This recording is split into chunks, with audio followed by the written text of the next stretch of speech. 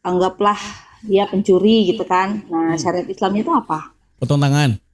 Potong tangan. Tapi kan di Indonesia tidak ada potong tangan. Bang Mogi, kita udah bahas ini masalah rajam kemarin panjang lebar ya. Jadi gini kak, singkatnya saja nanti nonton di ini aku ya, di YouTube aku aja ya. Oh, gitu, Singkatnya Bang. saja, ada hukum itu ingatlah ada syarat dan rukun. Apa bedanya? Rukun struktural, syarat pengekang. Ingat tuh perbedaannya. Rukun struktural, syarat itu pengekang baru bisa masuk hukum. Sama seperti saya tanya kepada kakak. Kak, kita wajib nggak sholat asar? Wajib? Nggak wajib. Nggak wajib. Lebih shock dia Bang Mogi. Naik ke komal aku nih. Nih Bang Mogi, nih kakaknya lebih shock lagi nih naik ke komal aku. Kita wajib nggak sholat asar?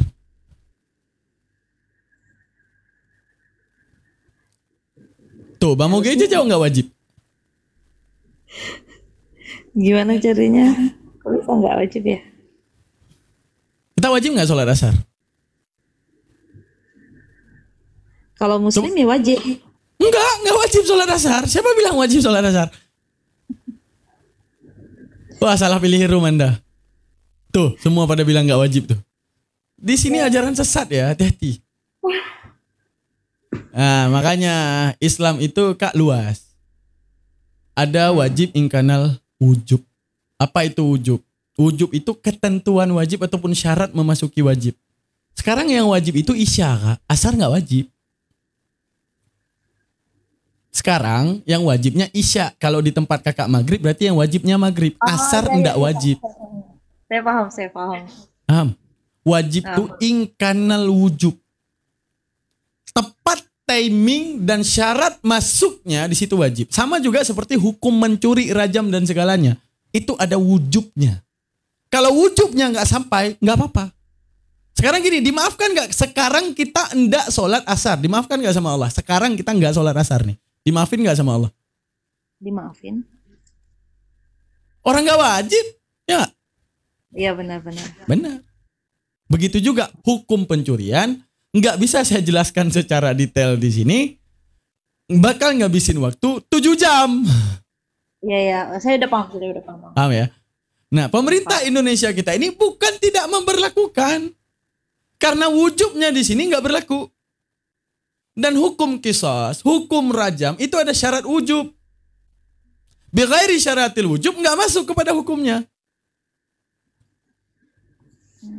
Tapi gini Bang, bukankah hukum syariat Islam itu maksudnya hukum dari Allah ini mutlak? Mutlak. Para ulama fikih itu yang menulis bab kisas, yang menulis bab sholat, bab wudhu, bab ini. Saya tanya kepada kakak, kenapa kita harus percaya mereka? Kenapa kita nggak langsung Al-Quran, hadis saja? Kenapa nggak kayak gitu? Dan kenapa kita harus bermazhab? Sehingga antar mazhab beda nanti. Itu tahu nggak karena apa? Nggak tahu. Karena otak manusia dalam menyimpulkan berbeda. Akan tetapi, imam mazhab ini adalah orang yang bersikukuh meriset dan menyuling makna. Ulama fikih, ahli fikih, itu bukan hanya duduk di kedai kopi, sholat gini ya, enggak. Bahkan untuk menanyakan bab haid, ya, bab haid nih, untuk tahu haidnya kakak tuh. Agar kakak nanti tahu timing sholat dan timing tidak sholat, mana yang namanya darah istihadah yang wajib untuk sholat, dan apabila tinggal wajib diqadha. Istiqro'nya tahu nggak ngapain? Setelah dapat dalil, lalu mereka mengambil dalil tersebut dengan cara istiqro' lagi. Tok. Ibu haidnya berapa lama? 7. Ke rumah lagi. 7. Oh, kebiasaannya 7 hari. Ibu berapa haidnya? 1. Ibu berapa? 7. Ibu berapa? 1. 7. Berapa? 1. Oh, berarti seminim-minimnya 1 hari ataupun 1 lahdah katanya. Udah. Selanjutnya, tanyakan. Ibu berapa? 15. Ditanyain 15 semuanya. Dilihatlah hadis Rasulullah menjelaskan bahwa selama-lama haid itu cuma 15. Maka didapati oleh para ulama ternyata 15. Benar. Di atas 15 namanya istihadah. Terus Rasulullah menjelaskan masalah quru haid. Terus ulama mengistiqra quru haid. Ada nggak orang yang lebih daripada 15 dengan sistem haid yang putus-putus? Panjang kan? Panjang kan ulama penelitiannya? Nggak mungkin saya bahas ini. Nggak mungkin saya bahas bab haid di sini. Haid yang putus-putus. Dan saat ditinjau ternyata lebih daripada 15 hari. Nah, nanti masuk ke mana? Istihadah. Gitu Kak. Jadi ibaratnya yang tadi dibilang kayak seperti hukum rajam dari Allah itu mutlak benar. Aqimis sholah. Tentang tata cara sholat. Nah, para ulama yang tadi mau membuang umurnya, anggaplah membuang umur. Membuang umur yang biasanya mereka itu bisa tidur, yang biasanya mereka bisa liburan kayak kita, makan seblak dan segalanya, bisa. Tapi mereka emang dikhususkan oleh Allah dengan kegigihan nantinya menjaga ajaran Allah. Sehingga kemudian apa? Mereka itu kerjaannya ya cuma itu. Mentakhrij hadis. Saya kasih satu contoh takhrij hadis. Tapi sanggup mikir gak? saya ngambil satu contoh takhrij hadis. Ya coba aja dulu Bang. Ini contoh ya. Takhrij ulama tuh nggak mudah.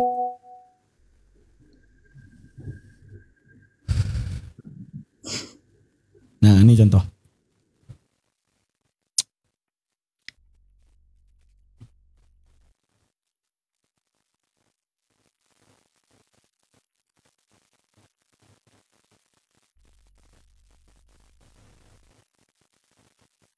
Ntar.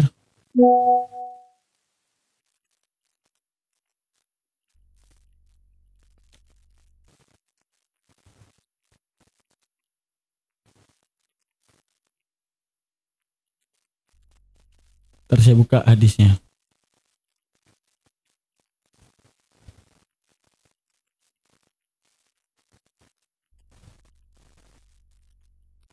Hadis berapa tuh? Ntar ya. Nah ini ya. Nah, Nabi pernah berwudu di sumur yang dinamakan dengan sumur Buda'ah. Nabi pernah berwudu di sungai. Di apa? Kok nggak bisa di zoom nih, oi? Ya, kenapa nggak bisa di zoom?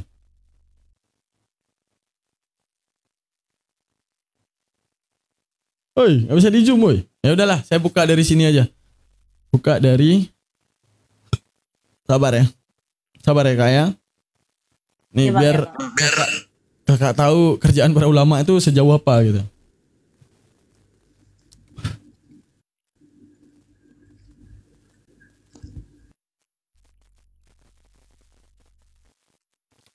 Kalau nggak ngerti nggak apa-apa, nanti pelan-pelan. Nih, Nabi pernah berwudu di sumur Buda'ah namanya. Nah, Nabi pernah berwudu di sumur Buda'ah. Sumur Buda'ah itu kita baca.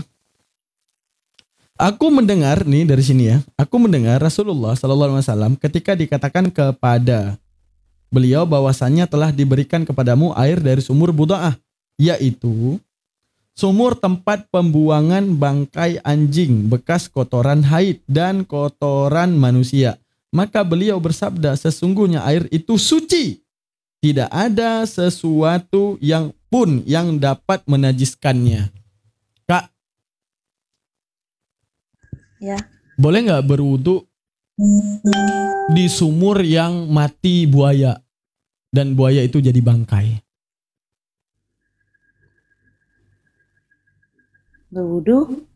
Berwudu di sumur ada bangkai buayanya.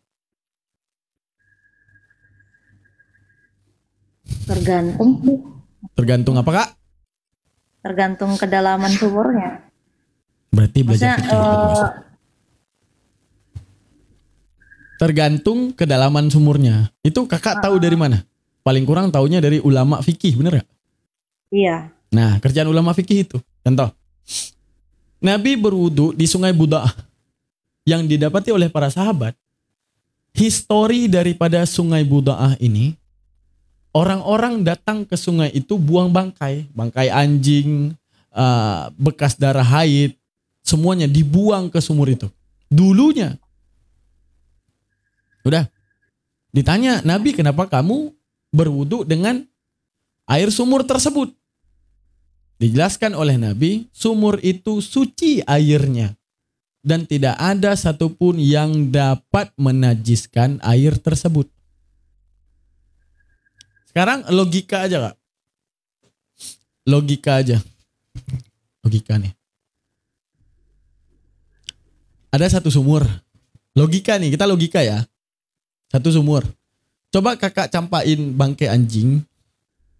Coba kakak campain bekas pempes dan segalanya. Kira-kira bakal berubah nggak tuh air?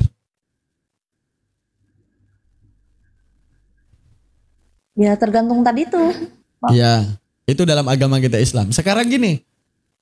Oh, logika ya. Ya, kalau logika, kakak itu punya sumur peninggalan Belanda di belakang rumah. Tapi di situ semua orang buang bangkai anjing, buang bangkai bekas haid, buang apapun ke situ, ke dalam sumur tersebut. Kalau kakak datang ke situ berwudu, apa kata orang? Najis. Apa kata orang? Kotor, najis. Kotor, najis. Nabi berwudu dengan air tersebut. Kata orang, bagaimana kamu berwudu dengan sumur Buda'ah? Kata Nabi, air itu suci dan tidak ada yang mampu menajiskannya. Ini kan tinjauan kita nih. Terus para ulama ngapain? Mengambil takhriji hadis. Lalu kita memikirkan kan hari ini, apa yang kita pikirin? Oh, ya udah, di sumur aku ada mati ini lembu satu biji. Nabi aja wudu di bekas anjing nggak apa-apa. Boleh kita ngambil kesimpulan kayak gitu, Kak? Boleh?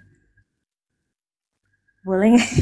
Boleh nggak kita ambil kesimpulan? Nabi aja berwudu di sumur yang bekas anjing. Yang anjing tersebut mati lagi di dalamnya. Dan bekas segala najis dibuang ke sumur tersebut. Sekarang saya tanya. Kita punya sumur. Mati lembu.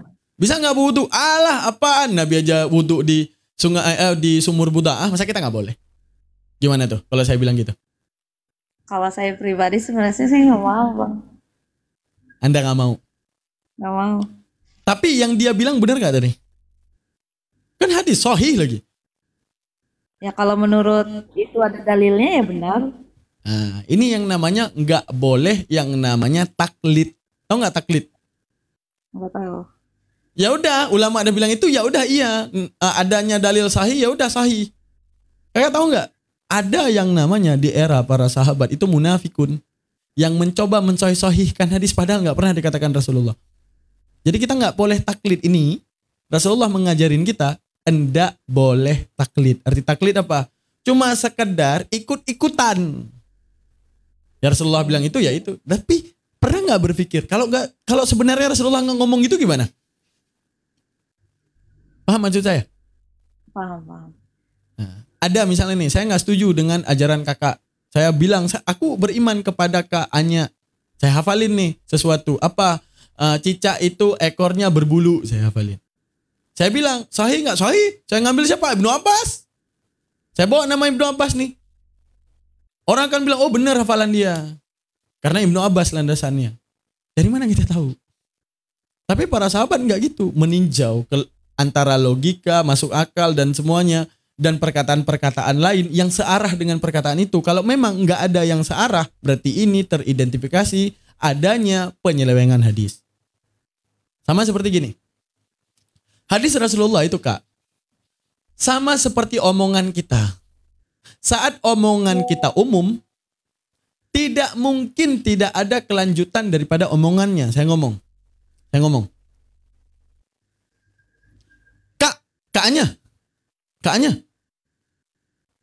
Kaknya. Ya. Ada manusia jago banget. Udah, sampai situ. Udah, sampai situ. Kak Anya, ada manusia jago banget. Apa tanggapan Kak Anya? Ya saya tanya siapa itu? Otak Kak Anya akan mengambil satu kesimpulan bahwa tidak mungkin hal yang seumum ini tanpa ada lanjutannya. Benar gak? Benar. Benar gak? Iya benar. Sehebat itu otak para ulama. Jadi nggak satu ngambil satu dalil. Dia cari dalil yang sehubungan dengan ini. Sehubungan dengan sumur tadi. Nggak sekedar, boleh kok bang. Boleh berwudu. Nabi aja berwudu di sumur yang ada anjingnya. Yang bekas anjing lagi. Ini mati lembu. Lembu kan nggak terlalu najis kayak anjing. Boleh dong kita berwudu di sumur tersebut. Kan nggak ada air lain bang.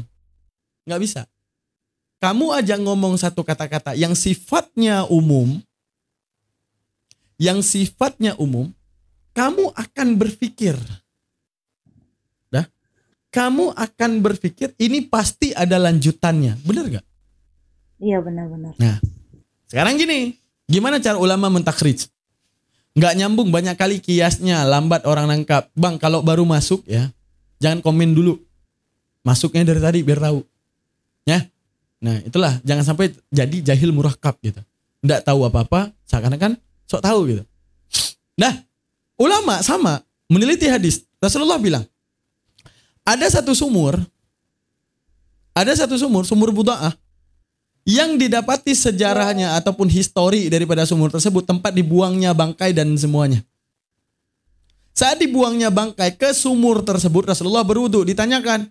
Ya Rasulullah, engkau berwudu dengan air tersebut. Apa jawaban Rasulullah? Sesungguhnya air ini suci. Tidak ada satupun yang menajiskannya. Kalau Anda jadi ulama tersebut, Anda ngapain?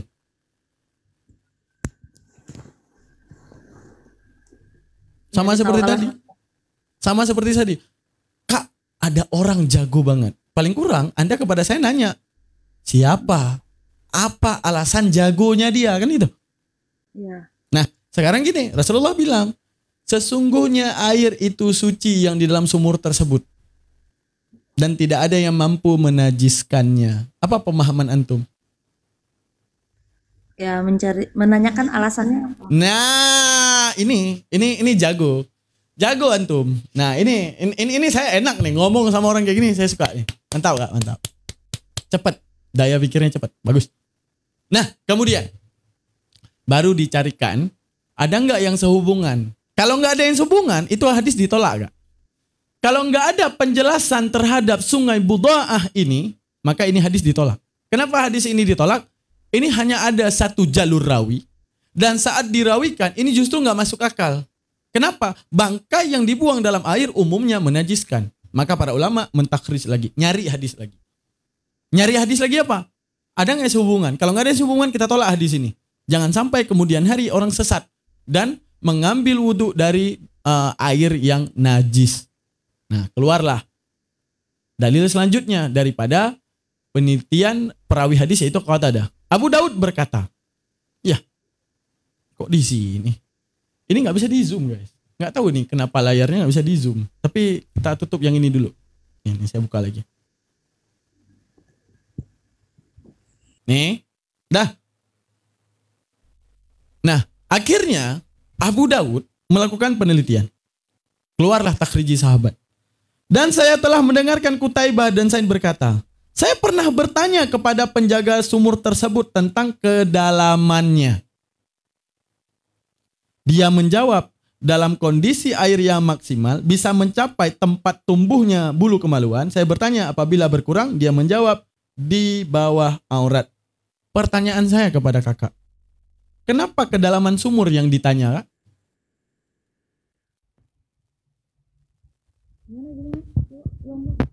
Nggak ada suara gak? Halo. Kan tadi, kan kita timbul pertanyaan, apa alasan Rasulullah mengatakan itu sumur tidak najis? Timbul lagi pertanyaan, apa pembuktian sehingga ini sumur tidak najis? Kan gitu. Keluarlah dalil selanjutnya ketika penelitian daripada Qutaibah. Ya, di mana beliau datang sendiri kepada penjaga sumur. Berapa kedalaman airnya? Alasannya.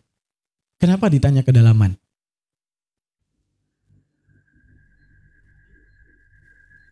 Kenapa ditanyakan kedalamannya, Kak?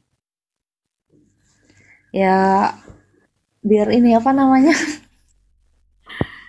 Kalau misalnya airnya sedikit gitu kan, otomatis bangkai-bangkainya itu darah, najis semua itu kan tercampur. Sedangkan kalau misalnya dia kedalaman kan berarti ada bagian air itu yang masih bersih.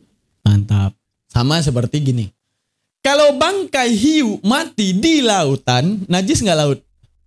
Enggak, Alasannya apa? karena luas, lautnya Wah. dalam.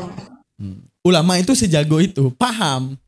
Akhirnya melakukan riset, ditemukan dalil ini oleh para ulama. Jadi ibaratnya tadi udah dibilang masalah masalah sumur Batlaah.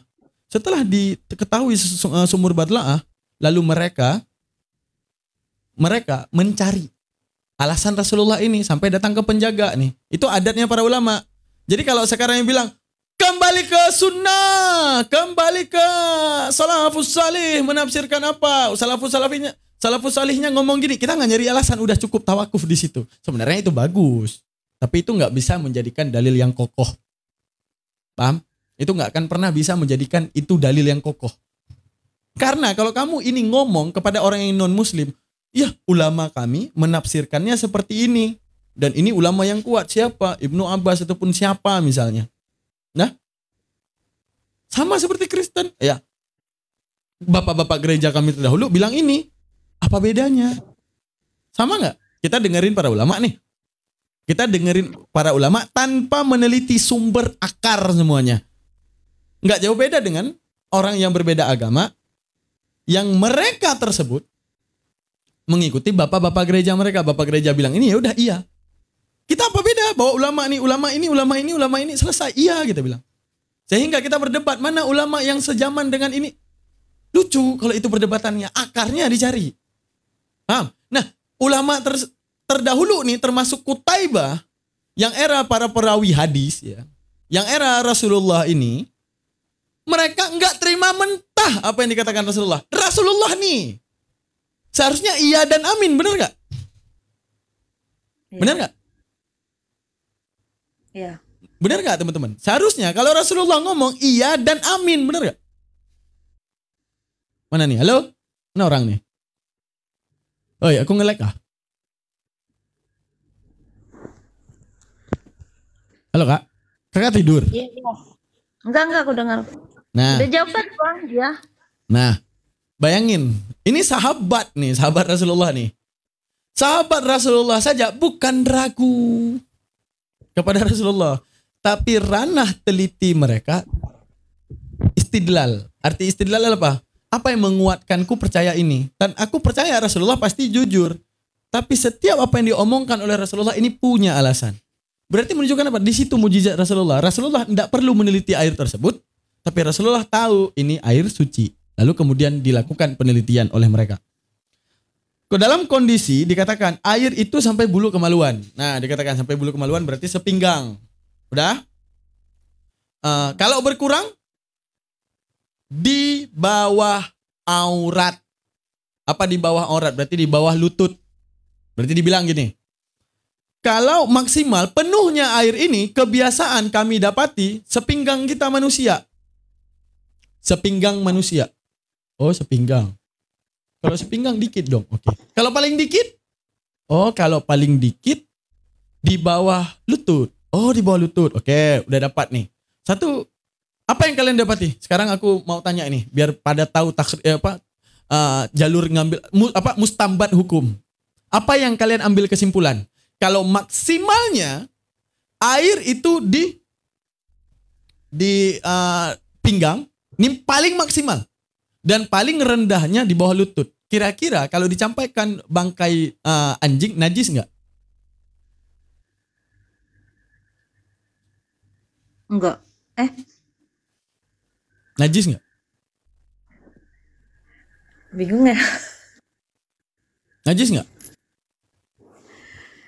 Objektif bahasnya, najis nggak? Iya, itu objektif Bang Mogi. Apakah itu menjadi alasan? Enggak kalau sepinggang. Ini masih taklid nih. Nih Bang Makhluk Lemah masih taklid. Berpikir secara logika. Kalau sepinggang Najis nggak? Secara logika nih. Bangkai anjing itu kan udah dibilang tadi. Bangkai anjing dicampak ke situ. Udah. Darah haid dicampak ke situ. Sampah dicampak ke situ. Dan segala najisnya dicampak ke situ. Kalau airnya cuma sepinggang, logika aja. Tergantung luas sumurnya, Bang. Ya tergantung luas sumur. Oke. Kebiasaan kalau sepinggang itu gimana? Sepinggang kita bilang lah. Oke, berarti ini jawaban bagus nih. Tergantung apa namanya itu luas sumur. Oke. Tapi salah satunya kalau kita berpikir secara logika, kalau sepinggang itu biasanya merubah. Bener nggak? Merubah warna air, merubah baunya. Bener nggak? Kalau mati lembu nih. Kalau airnya sepinggang biasanya kondisi sumur. Kalian bayangin aja. Sumur paling gede itu diameter berapa tuh? Diameter 3 meter lah. 3 meter kali 3 meter berarti 6 meter kalau itu menjadi lingkaran. 6 meter. Udah. Kita bilang lah itu udah gede itu. Udah sepinggang. Biasanya kalau mati lembu pasti bau bangkai, bener gak? Iya benar-benar. Nah logikanya. Nah sekarang ketika Qatadah beliau datang ya ke sumur tersebut, sudah kuat belum dalilnya? Rasulullah bilang air ini tidak najis. Udah kuat belum dalilnya? Tadi ditanyain kedalamannya, dibilang kedalamannya maksimal cuma sepinggang. Belum Bang, belum. Belum. Nah, belum. Akhirnya lakukan riset lagi. Apa yang terjadi? Dan saya sendiri pernah mengukur sumur Buta'ah dengan selendang saya. Saya julurkan ke dalam sumur, kemudian saya tarik kembali. Ternyata tingginya 6 hasta sepinggang. Kemudian saya bertanya kepada orang yang membukakan pintu kebun untukku dan mengatakan kepadanya, apakah bangunan sumur ini telah diubah dari bangunan semula? Dia menjawab, tidak. Dan saya melihat ke dalaman sumur, ternyata airnya sudah berubah warnanya. Udah. Ini. Kak. Ya. Ketika Abu Daud datang tadi meneliti, kedalamannya cuma sepinggang. Udah, ketika dilihat sepinggang, Abu Daud ngambil selendangnya. Dah, dicampakkan ke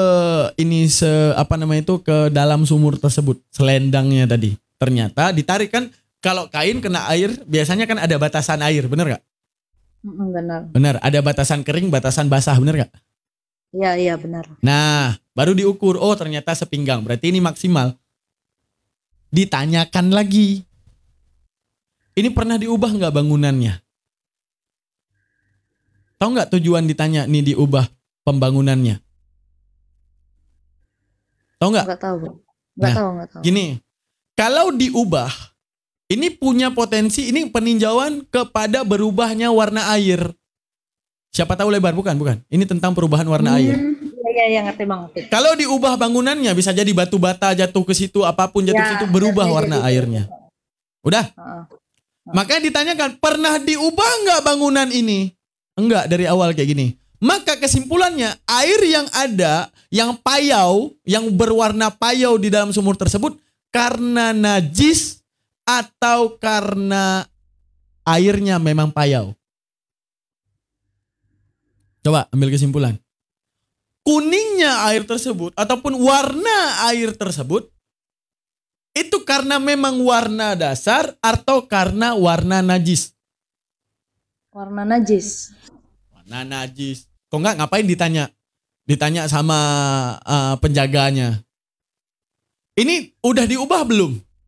Ini udah diubah belum? Pertanyaan terhadap ini ada pertukaran air, ini ada perubahan tempat, perubahan sumber air, ketika sumber airnya dikorek dan semuanya. Itu, mau ditanya warna dasarnya ini. Tapi nggak nanya warna dasarnya. Nanya ini pernah diubah nggak? Nggak pernah diubah. Berarti memang airnya keruh. Terus, identifikasi daripada para ulama. Contoh, Abu Daud pergi ke situ untuk membuktikan kalam Rasulullah, benar gak? Benar gak? Abu Daud pergi ke situ untuk membuktikan kalam Rasulullah bahwa air tersebut tidak najis. Karena kalau najis kan dengan syarat 3. Berubah rasa, berubah warna, berubah bau, benar gak? Iya. Sekarang ketika Abu Daud tarik air tersebut dari selendangnya, dicarikan lagi matan oleh para ulama. Ada nggak Abu Daud ngomong, ini air bau najis? Nggak ada ternyata. Karena gini, Abu Daud tugas ke situ. Misalnya antum adalah Abu Daudnya untuk meneliti perkataan Rasulullah agar nanti bisa diimani ataupun menjadi runtutan hukum di kemudian hari. Pasti antum kalau narik bau bangke, apa yang pertama antum bilang? Apa yang pertama antum keluarkan? Ini bau bangkai. Atau Anda akan mengatakan, dan saat ku tarik selendangku, di situ aku mendapati air tersebut berbau bangkai. Kan gitu. Ini Abu Daud nyebut nggak? Enggak. Berarti dari air dan baunya, dari baunya sudah aman. Dari rasanya sudah aman. Dan dari warnanya sudah aman. Jadi itulah alasan. Terambillah kesimpulan para ulama. Sumur Buda'ah, pancaran airnya kuat. Paham nggak? Ya, paham. Walaupun sepinggang, pancaran airnya kuat. Sehingga tak ada najis manapun yang mampu mengubah. Paham? Paham sampai sini? Paham. Nah itu dia istiqra para ulama. Enggak cuma diam. Enggak cuma ketika dilihat air itu suci kata Rasulullah padahal dibuang bangkai. Udah cukup di situ. Keluarin hukum air suci ya walaupun ada bangkai di sumurnya. Enggak. Dia teliti dulu. Ini ada nggak penjelasnya? Kalau nggak ada penjelas ini hadis dhaif. Kenapa? Nggak mungkin Rasulullah sampai sini doang. Nah gitu. Sama juga seperti saya bilang. Kak Anya, aku lihat orang jago. Udah saya pergi. Kak Anya mau bilang, sabar. Jagonya apa nih? Alasan apa nih bisa jago nih? Kan gitu. Oh lama juga gitu. Tuh dapat satu hadis. Sumur Buda'ah dalam keadaan najis. Rasulullah berwudu. Rasulullah bilang tidak najis. Ini ada nggak penjelasnya? Sama seperti kakak tadi. Nggak mungkin Daman bilang orang jago kecuali Daman akan menjelaskan apa alasan jagonya. Benar nggak? Iya benar. Nah begitu juga para ulama nyari. Nyari lagi. Nyari lagi. Nyari lagi. Nyari lagi. Kalau memang ini umum dicari nggak dapat. Dicari lagi mana kalam Rasulullah menjelaskan ini. Ataupun kalam sahabat yang menjelaskan ini. Tidak ada satupun. Oke, ditolak secara mentah dan dhaif. Kenapa? Enggak mungkin Rasulullah. Sesuatu yang umum tidak Rasulullah taksis, taksis sampai kerucut sehingga jadi dalil. Karena beliau Rasulullah. Paham? Jadi para ulama ngambil tuh. Oh Abu Daud pernah meneliti. Dilihat penelitian Abu Daud. Ini kedalaman air. Kenapa alasan mencari kedalaman air? Terpaham? Oh iya, kedalaman air menentukan perubahan sesuatu. Sama seperti bangkai yang dibuang di laut, alasan bangkai tersebut tidak bisa menajiskan laut karena apa? Laut airnya banyak. Oke. Sepinggang. Oh, sepinggang. Saat itu ini satu matan lagi ya. Satu matan lagi ya. Ada satu matan saya nggak dapat di sini. Satu matan lagi. Sumur Buda'ah itu yang dikunjungi Abu Daud dalam posisi kemarau. Paham nggak?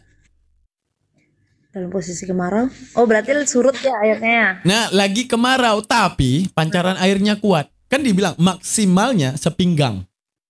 Minimalnya di bawah lutut. Dan saat itu lagi posisi kemarau. Dan posisi kemarau biasanya surut. Bukan selutut. Bukan sepinggang. Berarti apa kesimpulan? Pancaran airnya kuat. Makanya keluarlah hukum fikah. Apabila di sumurmu mati buaya lah yang gede aja. Mati buaya purba. Gede gak tuh? Gede. Namun apabila airnya tidak berubah. Berubah itu dalam dua hal. Kalau payau menjadi bening. Kalau bening jadi payau. Paham gak? Jangan sampai nanti karena bening. Boleh enggak? Kalau dia dasarnya berwarna payau jadi bening najis. Ataupun dasarnya bening menjadi payau najis selama dia berubah. Maka tinjauannya para ulama melihat. Maka keluarlah hukum dalam fikah. Bang, apabila ada bangkai tikus, mati tikusnya satu keluarga bang. Satu keluarga, 2 kakak lagi yang matinya di situ. Terus gimana kondisinya? Ya airnya bau bangkai, jangan wudhu. Kok gak bisa klik kirim dukungan sih? Ini aja pakai link Saweria. Udah pakai link Saweria di bio. Nah. Lah ini kok ndak bisa oh jangan wudhu. Terus air sumurnya dikuras bang. Enggak perlu dikuras.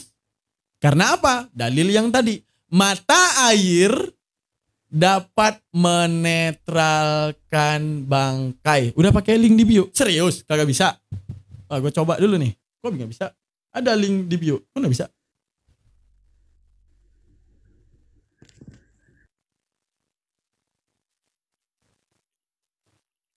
Udah. Kayak tadi pancaran tadi.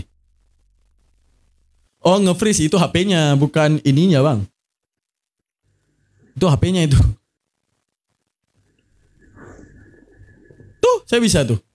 Bisa, Bang. Itu nge-freeze HP-nya, Bang. Nah, jadi kesimpulannya sumur Budaah tadi pancaran airnya kuat. Sehingga setiap najis yang datang ke situ dinetralkan oleh air dan air tidak mampu berubah oleh karena najis. Sama seperti hukumnya fikih. Hukum fikih ada satu keluarga 2 kakak mati tikus dalam sumur. Boleh nggak berwudu? Kalau bau najis nggak boleh. Apakah harus nguras? Enggak. Cukup tunggu sampai air tersebut kembali kepada dasarnya. Dasar warnanya, dasar baunya, dasar rasanya. Paham di sini, Kak? Paham di sini? Paham Bang, paham. Nah, itulah fikih ulama dengan hadis. Jadi ulama itu nggak duduk di kedai kopi sambil rokok samsu sebatang ngomongin agama sembarangan, enggak. Gitu. Ngambil dalil sahih. Wow. Oh, ada yang gagal, nggak apa-apa Bang, nanti aja, nggak apa-apa. Next time nanti bisa sendiri ya. Nanti bisa sendiri. Itu lagi error kali ya. Next time nggak apa-apa. Itu lagi sedekah antum berarti lagi dikatakan sama Allah, wah pakai buat yang lain. Nah, jadi nanti siapa yang ketemu, wah ini sedekah saya tadi buat Bang Daman, saya kasih ke orang yang di sebelah rumah atau di siapapun. Udah bagus tuh.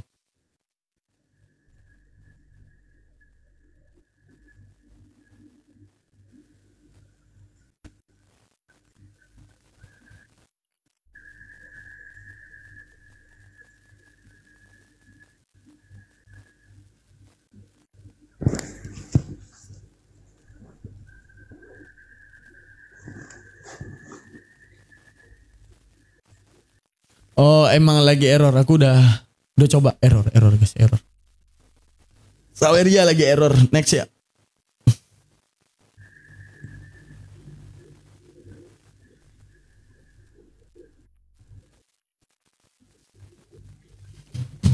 Nah, gitu guys. Nah, ada lagi yang mau ditanyakan, Kak?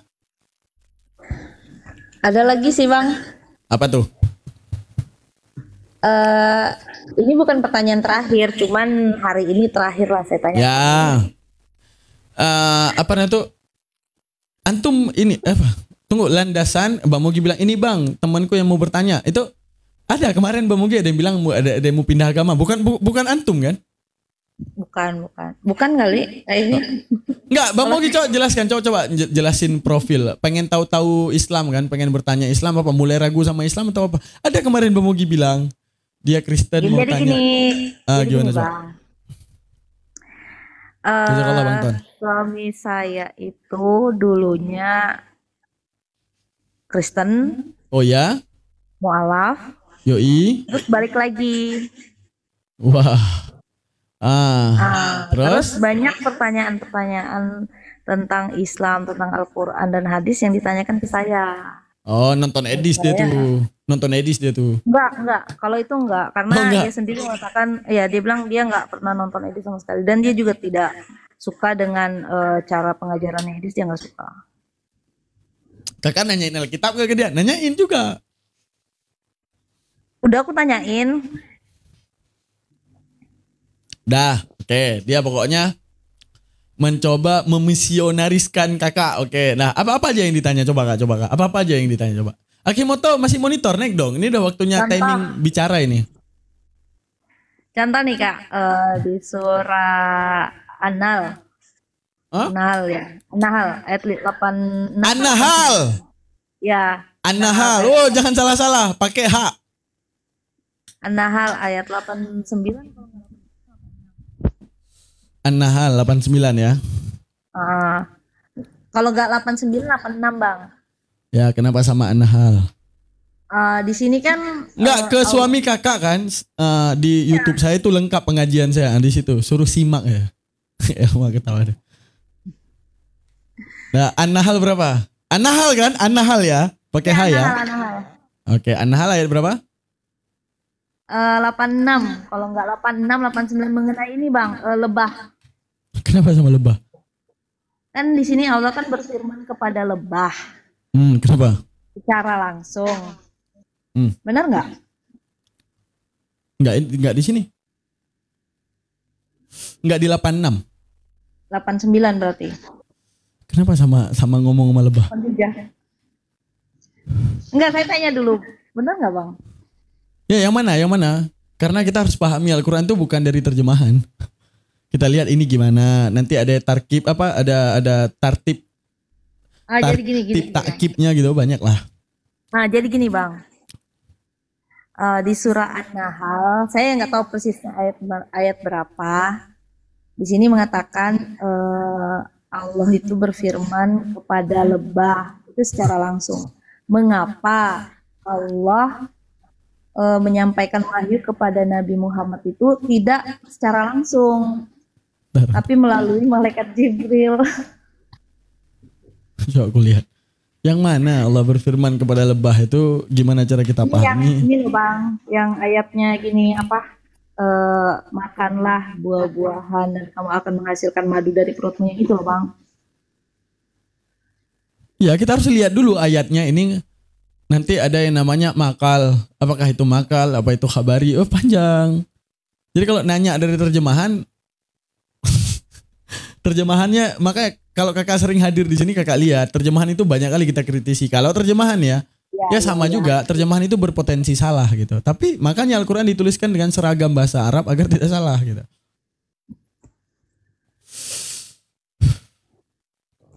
An-Nahl 68 ke 86 kak. 68 ya, balik berarti. Itu dari awal saya udah tahu. Wa auha rabbuka. Tahu nggak wa auha? Nggak tahu. Tahu nggak auha itu apa? Wahyu. Ilmu. Itu ada dua. Ada yang namanya ilmul muktasab. Yang kedua, ada ilmul ilham. Tahu nggak ilmul muktasab apa? Nggak tahu. Apa tuh ilmul muktasab? Nggak tahu Bang. Ilmu yang kalau kamu cari kamu dapat. Contoh, untuk kakak tahu luas bangunan, paling kurang kakak harus pinter matematik. Tahu panjang, tahu lebar, tahu tinggi. Baru tahu luas bangunan itu berapa. Benar gak? Iya benar. Oke. Ada yang kedua, ilham. Kategorinya salah satunya adalah wahyu. Ilmu yang kamu usaha bagaimanapun enggak dapat kecuali Allah izinkan. Contoh, ilmu kenabian. Bisa nggak kita berzikir sesoleh mungkin untuk jadi nabi? Gimana? Bisa nggak kita sesoleh mungkin, ibadah sehebat-hebat mungkin untuk jadi nabi? Ya nggak bisa. Nggak bisa. Itu ilham.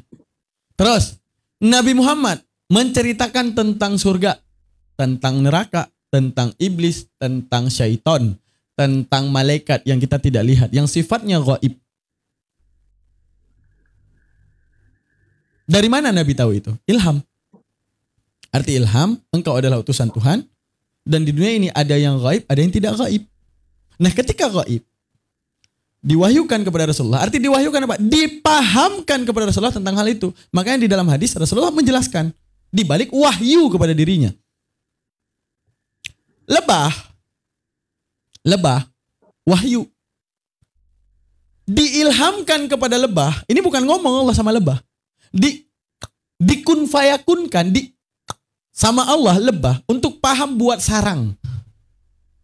Ini dinamakan dengan majas mursal li tab'id. dalam majas. Contoh gini. Sebut sebagian menjelaskan semuanya. Ingat, dalam kaidah metafora bahasa Arab ada yang namanya mursalah dengan alaqah taba'id, ba'diyah. Sebut sebagian dengan maksud keseluruhan. Saya ngomong nggak? Kak, Ya. aku benci kali lihat mukanya si Yanti. Tangannya saya benci nggak? Enggak. Berarti ya kakak nggak mikir. Mikir dulu, jangan dulu jawab. Tahu nggak loh? Apa? Yanti itu kesel banget deh gue liat dia. Kenapa? Mukanya nggak sanggup ku tengok aku. Apa yang kita benci dari dia? Mukanya doang. Orangnya. Orangnya. Bener nggak? Iya. Yang kita sebut satu. Bener nggak? Benar. Ayat ini menjelaskan mursalah tersebut. Nih. Aduh, ini nggak bisa di zoom. An-Nahl 68 saya buka ya. Ini saya buka. Kalau nggak percaya, kalau kakak mau ini tulis aja majas mursal. Nah, saya ngomong nggak bohong karena saya udah belajar. Nanti ditanya, Allah, daman itu berlindung. Nggak ada, ada. Ada juz'iyah, ada ini contohnya adalah nih menggunakan kata-kata tangan untuk merujuk kepada ada semuanya. Sabar. Ngelek ya, ngelek. Puzzle guys, puzzle. Ntar ada puzzle. Nah itu dalam bahasa Arab namanya majas mursalah. Allah di sini mau bilang dengan menyebut lebah. Contohnya Allah mau bilang, ini lebah kukun fayakunkan dengan wahyuku untuk membuat sarang di bukit-bukit, di pohon-pohon kayu, di tempat-tempat yang dibikin manusia. Kemudian makanlah daripada tiap macam-macam buah dan segalanya. Artinya Allah di sini ingin menjelaskan perilaku binatang keseluruhan bahwa itu datang daripada kun fayakun Allah. Jangan engkau heran dengan perilaku binatang. Kenapa mampu dia membuat sarang? Allah mau bilang, yuha. Apa yuha? Wahyuku. Kun fayakunku. Dan segala mekanisme binatang terjadi. Allah sebutkan lebah doang. Kalau Allah sebutkan semuanya, dan Allah wahyukan kepada lembu untuk memiliki tanduk dan menyusui anaknya. Dan diwahyukan kepada paus agar dia menjadi mamalia di lautan dan kemudian menyusui anaknya. Gede nggak Al-Quran? Gede, semua binatang disebut, benar gak? Iya benar. Nah, tapi Allah sebutkan satu. Di antara ciptaanku yang badi adalah yuha. Mutaharik bil irada. Iradahku terhadap para binatang. Sehingga keseakan-akanan aku berbicara, keseakan-akanan aku berbicara kepada lebah untuk membuat sarang. Padahal yang aku maksud kun fayakunku. Paham sampai di sini enggak? Paham. Kecuali di situ disebut wa qalallahu alan nahl. Dan berkatalah Allah kepada Nahal, itu baru berbicara. Tapi kalau wahyu, sama seperti Rasulullah menjelaskan hari kiamat, tanpa ayat yang turun, tapi Allah memahamkan kepada Rasulullah untuk memberitakan hal tersebut. Itulah yang dinamakan dengan ilham. Nah yang itu maksudnya Bang. Gimana? Yang itu tadi berkatalah Allah kepada Nahl itu. Lebah, mewahyukan. Iya. Mewahyukan itu wa auha rabbuka ilan nahli. Diwahyukan. Diilhamkan. Tahu nggak arti diilhamkan? Sesuatu yang diketahui tanpa usaha untuk tahu. Paham nggak? Iya. Jadi bedain dulu nih, mana ilham, mana ilmu ataupun dinamakan dengan mukhtasab. Mukhtasab itu kakak harus tahu dulu 1 tambah 1 baru tahu 2 tambah 2, baru tahu 3 tambah 3, baru tahu 3 kali 3, baru tahu 3 bagi 3, baru tahu itu aljabar, baru tahu ini. Itu muktasab yang dicari. Tapi kalau dibilang diwahyukan kepada kakak. Nah kakak untuk tahu matematik ini nggak perlu belajar, langsung tahu. Itu wahyu namanya. Tahu nggak perbedaan di sini? Kalau muktasab itu Harus dicari kakak. tahu dulu. Muktasab sama ilham. Likulli abdin kasbun kullifa bihi walakin lam tu'asir fa'rifa. Bagi setiap hamba itu ada usaha yang diberatkan. Bukan bait itu, bukan itu. Yang gini, muktasab bila tanahi ma bi syai'an lakat. Nah, itu ada bait tauhidnya. Nah, itu yang menjelaskan masalah ikhtisab dengan ilham. Ikhtisab itu layaknya kita belajar baru paham. Wahyu, kayak contoh nih wahyu. Allah bilang nih. Allah menciptakan laut dan Allah menciptakan bahtera-bahtera agar kalian dapat mencari rezeki daripada dirinya. Terjadi nggak sekarang? Kak? Terjadi nggak sekarang? Terjadi nggak sekarang? Lautnya ada dan orang bikin perahu dan nyari uang di situ. Iya. Allah bilang apa? Allah yang buat kapal nih. Kapan Allah buat? Kapan Allah buat? Tahu. Nggak ada kan? Nah Allah mau bilang ini wahyuku.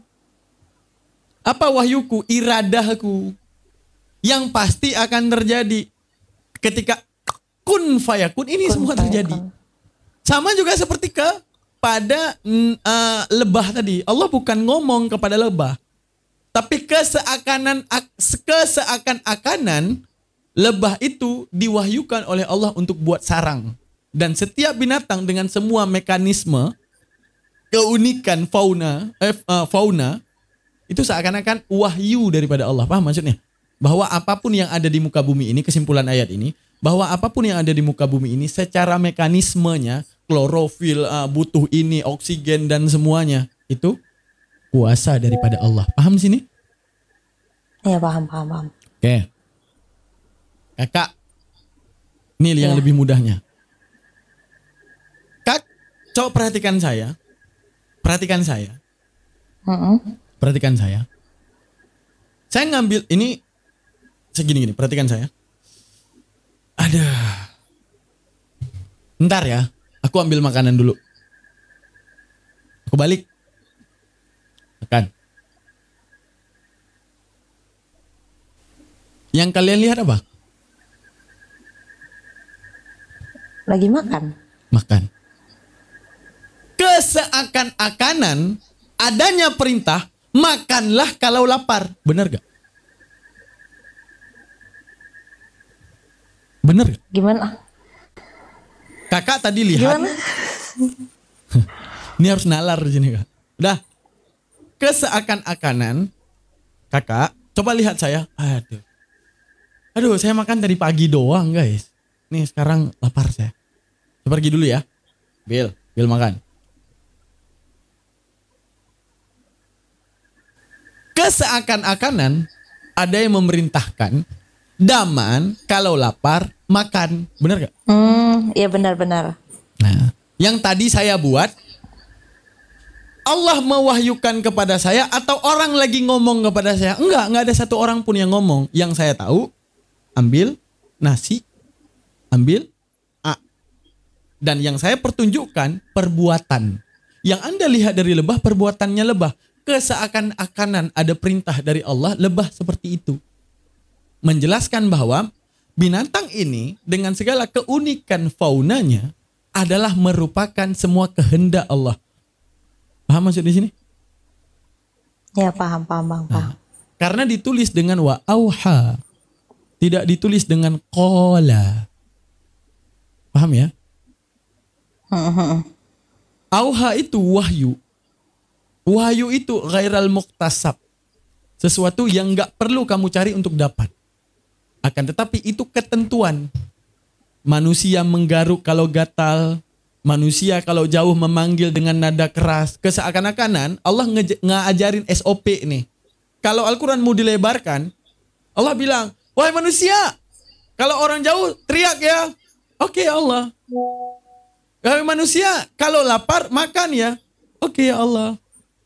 Wahai manusia, kalau jalan kaki kiri dimajuin ke depan, kaki kanan nunggu di belakang, seakan-akan kayak gitu diatur. Seakan-akan adanya firman terhadap kita.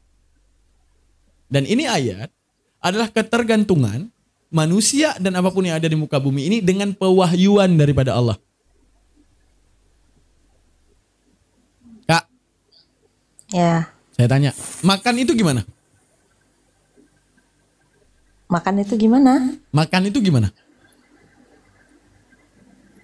Ya, memasukkan makanan ke dalam Ya mulut. gini kan, gini makan kan.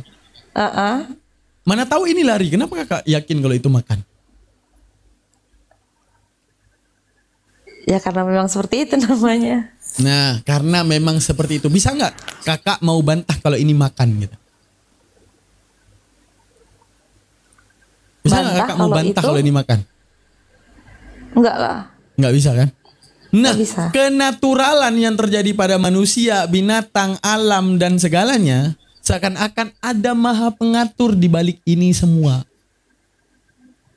Nah, ayat ini mau bilang, keseakan-akanan setiap makhluk, termasuk lebah sekalipun, adanya iradah Allah terhadap dia.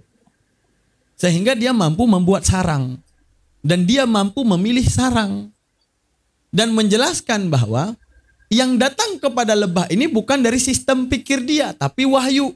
Ingat, wahyu itu sifatnya bukan dituntutkan. Bukan di step by step kan. Tapi memang natural dan dasar. Paham nggak? Bayi dicubit nangis karena berakal atau karena tabiat manusia. Tabiat manusia. Tabiat manusia. Paham ya?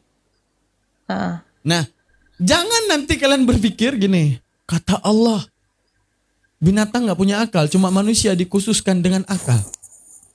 Terus ada lebah nih bikin sarang, kenapa mesti di rumah warga? Kenapa harus di gunung?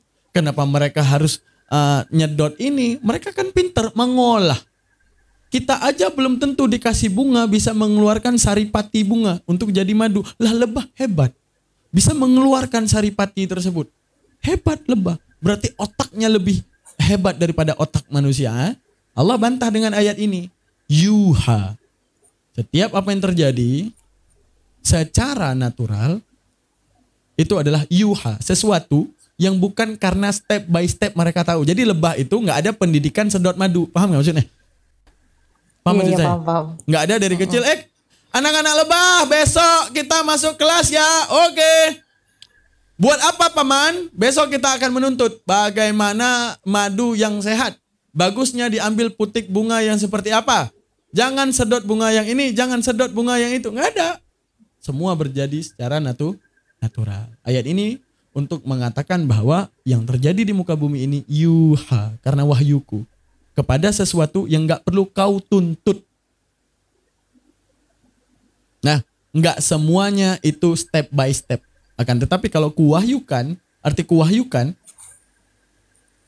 anak ikan belajar berenang, nggak ada anak ikan belajar berenang. Nanti anak ikan terkapar-kapar di bawah laut nih, nggak bisa berenang nih. Nanti ada belajar dikepakkan siripnya, nggak ada. Paham? Jadi ayat itu majas mursal. Majas mursal sebut satu aja, lebah. Memaksudkan keseluruhan. Apakah itu firman apanya? Yang tadi, ya benar. Natural atas kehendak Allah. Iya. Al-Quran itu yang tertulis ini. Al-Quran itu seluruh muka bumi ini itu Al-Quran. Nah. Karena apa? Apa disebutkan Allah berlaku semua. Paham ya? Jadi Al-Quran, perwujudan daripada Al-Quran adalah kita semua. Jadi Al-Quran apa? Kita semua. Apa? Kafir? Kafir. Apa? Kafir adalah orang yang menolak. Terjadi? Terjadi. Ketika diwahyukan kepada mereka kapanpun itu, mereka akan mengatakan bagaimana kami beriman kepada kitab yang setelah kami, yang turun abad ke-7. Terjadi nggak? Terjadi. Makanya kata para ulama menafsirkan Al-Quran itu yang mana? Nafdi Allah.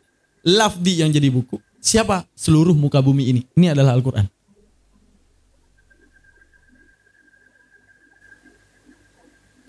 Heran nih, Oten resek ke room kajian ya. Kalian nggak takut mualaf? Ngapain kalian sini? Di sini cuma boleh hanya ada satu Oten saja. Gitu guys. Gitu Kak. Paham? Nah jadi Paham. kakak diwajibkan untuk belajar untuk bisa menjelaskan. Makanya saya bilang menuntut ilmu itu wajib. Kakak bisa jamin anak kakak bakal Islam. Bisa jamin cucu kakak bakal Islam. Kalau kakak nggak punya modal untuk menjelaskan Islam. Iya, makanya itu Bang, saya mau belajar. Nah itu dia. Nah, jadi oten-oten yang ada di sini coba kalian minggir kecuali satu oten. Nah gitu guys. Jangan-jangan mereka ngikutin ini lagi.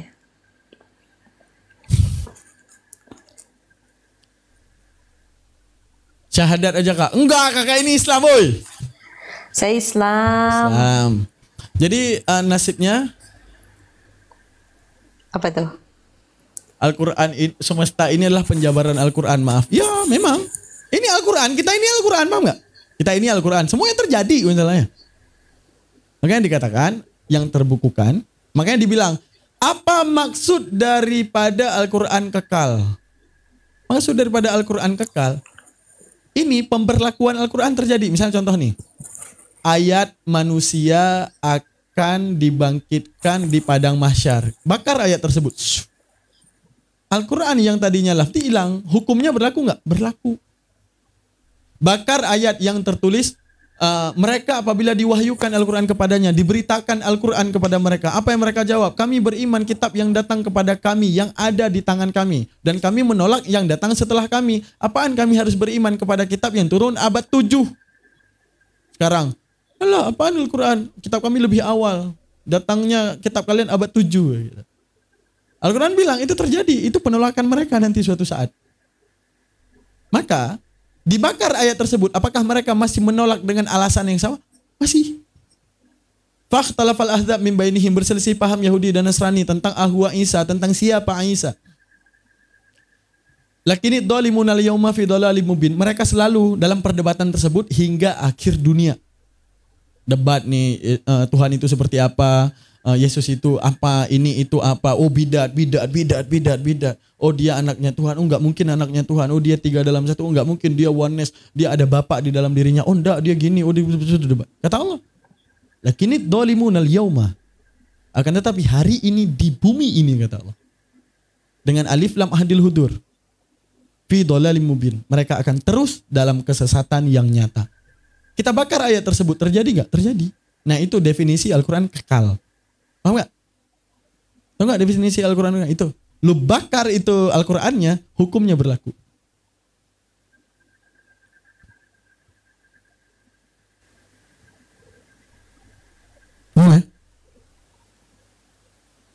Gitu.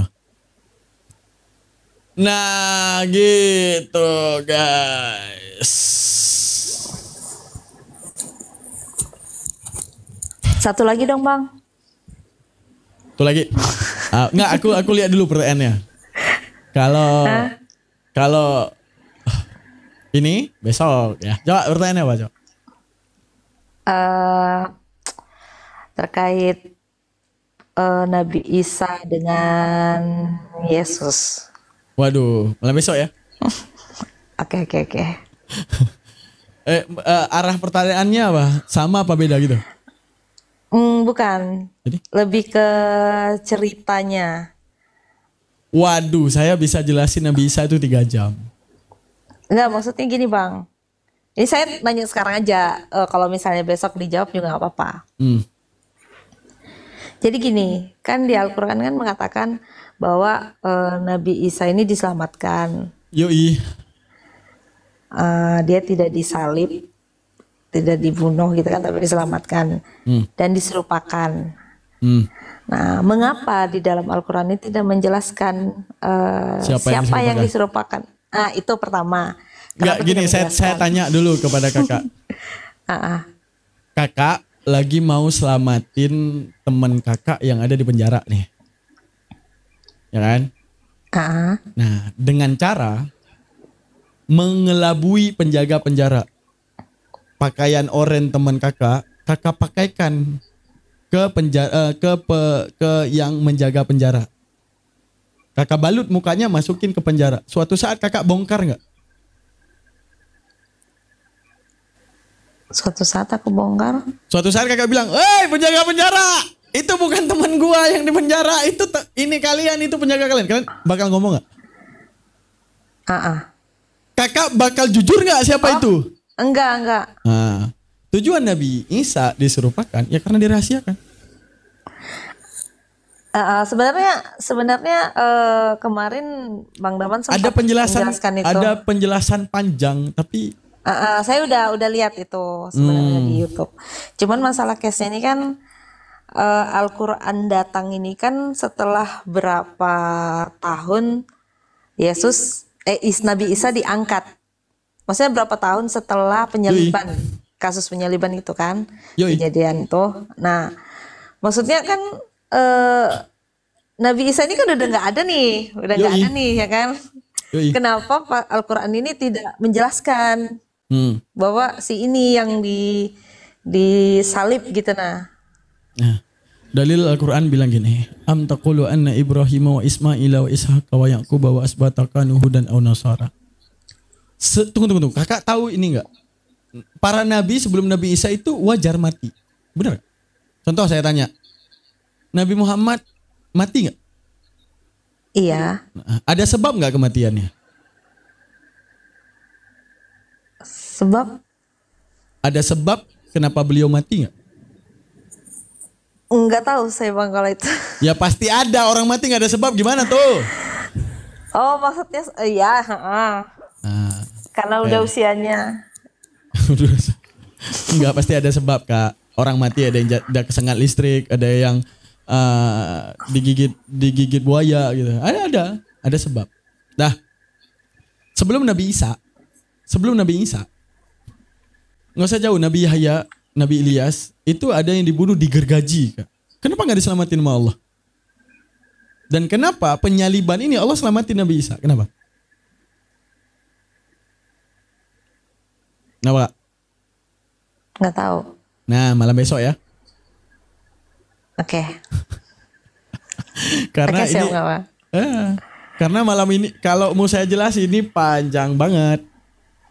Karena dijelasin, maksudnya gini, kalau kita berpegang ke pendapat ulama dengan 3 pandangan. Ada yang mengatakan itu muridnya. Ada yang mengatakan muridnya, satu orang muridnya yang diamanahkan. Dah. Yang kedua, ada yang mengatakan itu muridnya yang diserupakan semuanya. Sehingga mereka bingung untuk mengambil yang mana. Ada yang berpendapat yang ketiga adalah Yudas. Udah, para ulama nih, ingat ulama kita nih. 3-tiganya enggak diiyakan dan mengatakan tawakuf li ghaibillah, bahwa Allah yang paling tahu alasan semua ini. Paham? Kita kan hari ini menduga itu Yudas ini. Ulama nih yang berpendapat dan meneliti Israiliyat, kejadian di Israel, mereka sendiri yang mengatakan tawakuf. 3-tiganya ditolak. Segala yang udah dirahasiakan Allah, buktinya apa? Alif Lam Mim. Allah turunkan ayat berupa Alif Lam Mim yang gak mampu kau tebak. Sama juga dengan segala kuasa Allah terhadap Nabi Isa.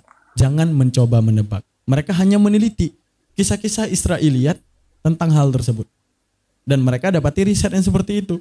Apakah mereka mengiyakan? Tidak. Para ulama itu lebih tepatnya tawakuf dan mengatakan jangan percaya ini gitu. Paham ya? Paham. Alasannya malam besok nanti. Sebenarnya gini sih Bang, kenapa ada pertanyaan seperti itu? Karena kan di surah apa itu saya lupa. Di Al-Quran kan mengatakan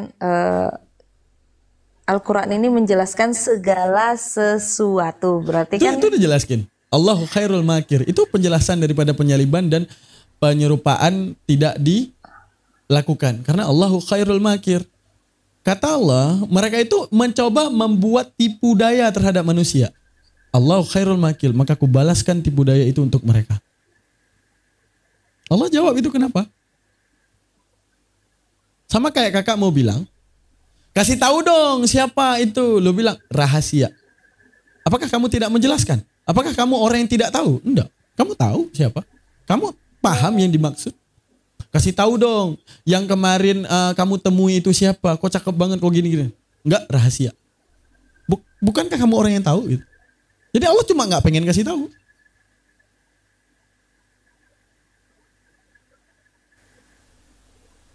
Kalau penjelasannya, malam besok guys. Ya udah deh, Bang. Ya. Malam besok aja.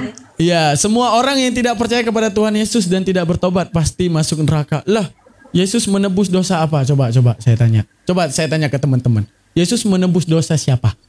Coba aku tanya. Yesus menebus dosa siapa? Dosanya Oten. Enggak, mana? Dosanya siapa? Coba aku pengen tahu dosa siapa? Dosa manusia. Nah, saya apa? Kucing. Enggak, saya kucing. Saya siapa nih? Kucing. Manusia. Kakak apa? Manusia. Oke, selesai. Nah, jadi yang perlu kita khawatirkan tuh gini ya. Kalau seandainya Yesus hari kebangkitan dan Tuhannya adalah Yesus, kita tinggal tanya, kamu nebus dosa siapa? Manusia. Aku manusia. Kelar. Tapi kalau Tuhannya Allah udah memperingatkan, jangan kau sembah anak orang. Layaknya Adam bisa kewujudkan tanpa bapak ibu, apa susahnya kewujudkan Isa tanpa ayah dan kau menduga itu anak Tuhan. Mampus kalian. Nah, itu bedanya ya. Itu bedanya. Itu panjang. Kalau itu pertanyaannya panjang jelasannya. Udah saya jelaskan, nonton di YouTube aja, tapi nggak apa-apa, malah besok kita. Sambil tidur nanti lihat aja ada di YouTube saya itu ting. Nah, ada itu masalah apa itu? Masalah Isa, Yesus itu. Ada di situ jawabannya, siapa yang diserupakan ada. Dan itu detail, lengkap dengan alasan. Oke, siap Bang, oke. Oke, kita doa dulu Kak. Ya udah, malam besok ya. Jangan lupa hadir Iya. ya jam 8 ya. Doa dulu kita ya. Bang. Oke, saya izin turun Bang ya. Ya, jazakallah. Pamit Bye. Bang, terima kasih Bang ya. Assalamualaikum warahmatullahi wabarakatuh. Oke, waalaikumsalam warahmatullahi wabarakatuh. Gue sampai nonton 2 kali part 2 Bang Daman. Yang mana itu masalah hadis ya Bang Mogi. Part 2 yang hadis itu kan? Bukan? Itu yang masalah hadis bukan? Benar gak? Itu yang masalah hadis ya. 3 seconds before goodbye, I'm so entitled to life.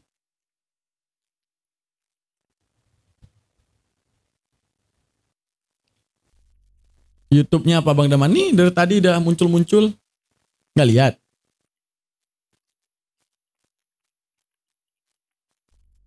Oke, yuk. Doa dulu yuk.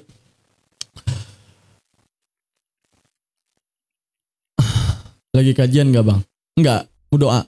Seru penjelasannya, mesti dicerna, keren banget. Nah, mantap. Udah lihat part 2-nya. Abis nggak nontonnya Bang Mogi? Part 2 masalah ini. Apa itu? Takhrij dan tasihih hadis. Udah nonton habis? Habis 2 kali putar aku, anjay. Mau curhat nih. Wah, siap nih, aku mau makan Ran. Tapi nggak apa-apa, roomnya nggak aku tutup. Oke, kita doa dulu. A'udzubillahi minasyaitonirrajim. Bismillahirrahmanirrahim. Allahumma shalli ala sayyidina Muhammad wa ala ali sayyidina Muhammad wa barik wa sallim. Allahumma arzuqna ya Rabbi fahman nabiyina wa hifdal mursalina wa ilhamil malaikatil muqarrabina fil afiyati ya arhamar rahimin. Allahumma arzuqna ya Allah, rizkikan kepada kami fahman nabiyina, pemahaman para nabi, wa hifdal mursalina, dan hafalan para rasul, wa ilhamil malaikatil muqarrabin, dan ilham daripada malaikat muqarrabin fil afiyati ya arhamar rahimin. Allahumma inna nastaudiuka ma allamtana fardudhu ilaina inda ihtiyaji ilaihi wa la tansina abada bi rahmatika ya arhamar rahimin. Allahumma inna nastaudiuka ya Allah, hadiahkan kepada kami ma allamtana, segala sesuatu yang belum kami ketahui. Fardudhu ilaina, maka kembalikan pemahaman tersebut inda ihtiyaji ilaihi, ketika kami membutuhkan. Wa la tansina abada bi rahmatika ya arhamar rahimin. Dan jangan pernah engkau lupakan selama-lamanya. Amin amin ya rabbal alamin. Allahumma sallim salatan kamilatan wa sallim salaman tamman ala sayyidina Muhammadin allazi tanhalu bihil uqad wa tanfariju bihil qurab wa tuqadha bihil hawaid.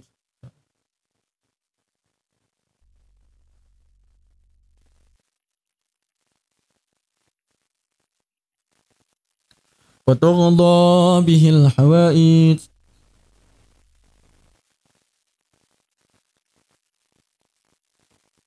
وتقضى به الحوائج